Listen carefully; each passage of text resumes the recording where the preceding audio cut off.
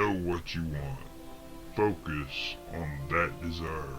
Reach out to the positive as well as within your power and forge a thing of pure beauty. Then Elen Kirindara and Illumine Soul. The Illumine Soul is a living conduit of positive energy. He is able to forge a blade of semi-solid psychic energy and infuse it with the essence of the positive energy plane to deal lethal strikes to undead opponents. As an Illumine Soul practices this unique talent, he learns to fill up his being with the power of the positive energy plane, becoming a light in the darkness and turning undead away from his radiance. Desirous of something more than raw psychic energy, the Illumine Soul learns to reach beyond the sky and form a mental link with the positive energy plane. He entwines this energy with that of his own psionic mastery to create a formidable weapon of brilliance that extinguishes all shadows. Whether multi-class or single-class, Aluminum Souls must have some level of the Soul Knife class, since it is that class from which they gain some of their necessary requirements. However, while Soul Knives focus on working with pure psychic energy, Illumine Souls infuse their mind blade and mind and body as well with positive energy. While not necessarily interested in or beholding to divine agencies, Illumine Souls focus a portion of their studies on religious matters to better understand the source of power drawn upon by clerics and paladins. The Illumine Soul focuses mainly on his ability to channel positive energy through his mind blade as well as his body. At first level, you forge a permanent link with the positive energy plane that changes your psychic strike, that charges your psychic strike with positive energy. This link allows you to deal damage to undead, both intelligent and mindless, using your psychic strike. You add your Illumine Soul levels to your levels in the Soul Knife class to determine your mind blade's enhancement bonus on attack rolls and damage rolls, and the mind blade's enhancement class feature you have as a Soul Knife.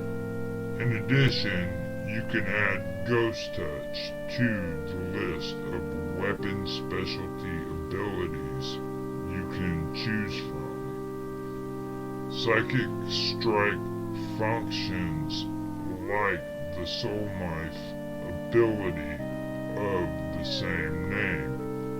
The extra damage dealt increases by 1d8 points at first and fourth levels.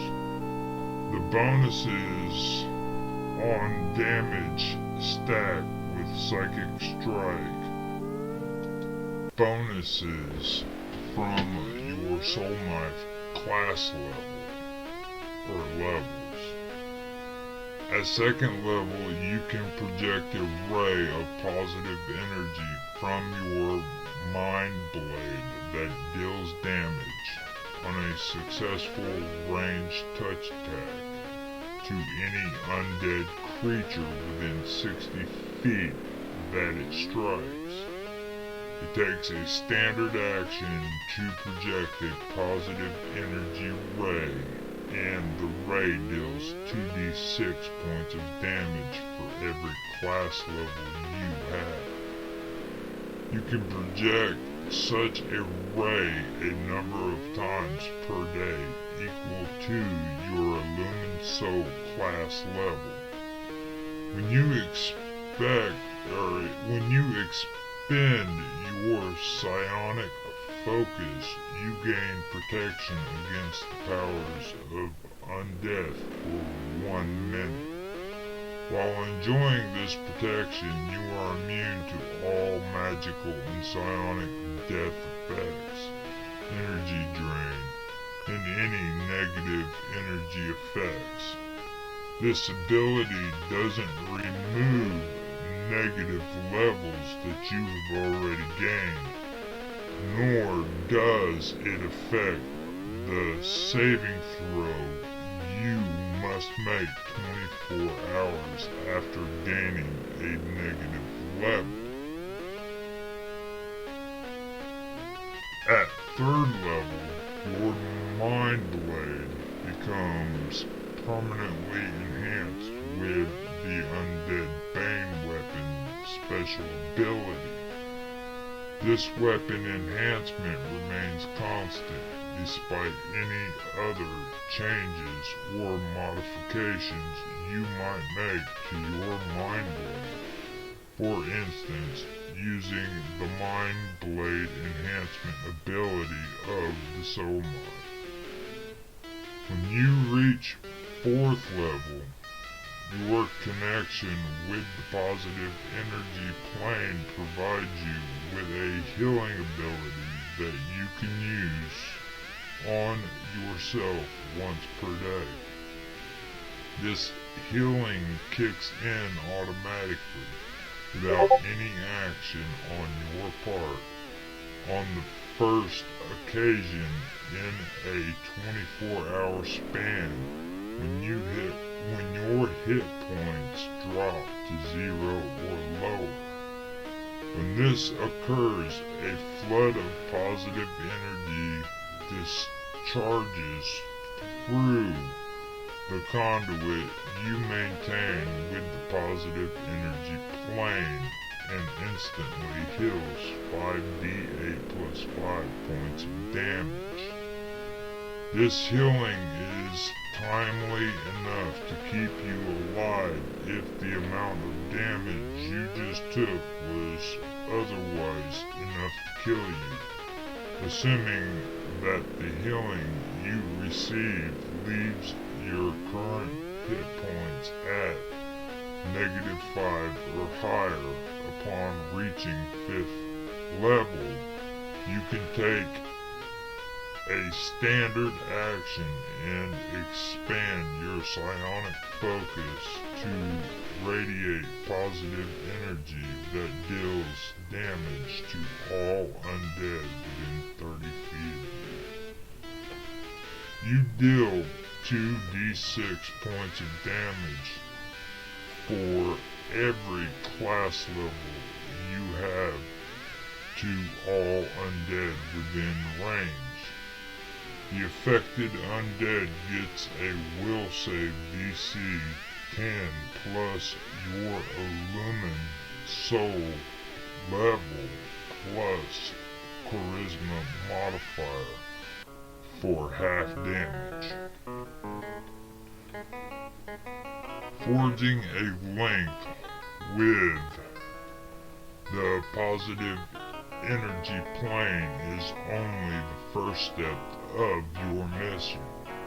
Once that link is complete, your goal is to actively seek out and destroy undead every chance you get.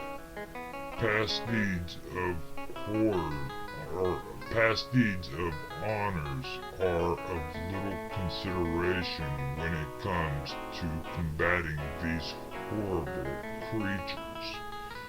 Just as you don't rest on your past achievements in bringing undead to their final rest, you aren't concerned with an undead creature's accomplishments while it was still breathing. Neither are you worried about an undead's current activities or philosophical bent. When it comes to undead, there can be no middle ground. They must all be destroyed. Being an Illumine Soul is a personal decision. There might exist small groups here and there of Illumine Souls who feel their goals are best served by organizing their activities instead of working individually, but they are not the exception rather than the rule. Where such groups exist, their primary goal is typically eradicating undead, not recruiting and training new members. In combat, use your mind blade to attack opponents, charging it up with a psychic strike once they are close enough to within melee range. As with a soul knife, you should attack with a psychic strike each round if possible. You make a great ally for a fighter, rogue, or lurk with your enhanced maneuverability if you have taken ranks in the tumble skill. You can make a point to set up flanking positions for additional attack bonuses. When undead are encountered at a distance not easily bridged, you can attack using your positive energy ray. If you come upon undead in a concentrated area, you can first use your positive energy flare to soften up the rotting opposition before you bring your mind blade to bear. It isn't uncommon for you to join a group of adventurers on your quest. There is safety in numbers, and undead can be crafty in combat. The companions who suit you best are typically like-minded individuals. Clerics, paladins, and ardents all make good adventuring companions. Beyond that, any good aligned